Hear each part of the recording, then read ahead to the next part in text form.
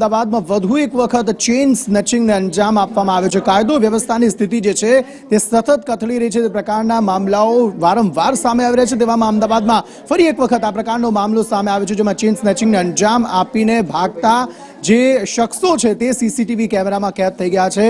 અમદાવાદના કૃષ્ણનગરમાં આ બનાવ બનવા પામ્યો છે। આ સમગ્ર મામલે વધુ માહિતી મેળવીએ જિગ્નેશ પટેલ પાસેથી। જિગ્નેશ, અંકિત, જે બનાવ છે તે અમદાવાદના કૃષ્ણનગર વિસ્તારનો છે કે જેમાં ગઈકાલે વહેલી સવારે સૂર્યકાંતભાઈ વ્યાસ નામના જે સિનિયર સિટીઝન છે તે એક મોર્નિંગ વોક કરવા નીકળ્યા હતા અને તે જ સમયે બુકાનીધારી બંને જે બાઇક ચાલક છે તે આવ્યા, તેમની પાસે ઊભા રહે છે અને તેમના ગળામાં પહેરેલી મગમાળા હતી તે ખેંચી અને જતા રહે છે। જે મામલે કૃષ્ણનગર પોલીસે આ સીસીટીવીના આધારે ગુનો નોંધ્યો છે અને 2,10,000 રૂપિયાની જે સોનાની તેમના ગળામાં પહેરેલી મગમાળા હતી તે લૂંટવી અને જનાર બે જે બાઇક ઉપર આવેલા જે તત્વો છે તેમના વિરુદ્ધમાં ગુનો દાખલ કર્યો છે અને તેમને શોધખોળ માટેની કવાયત શરૂ કરી છે।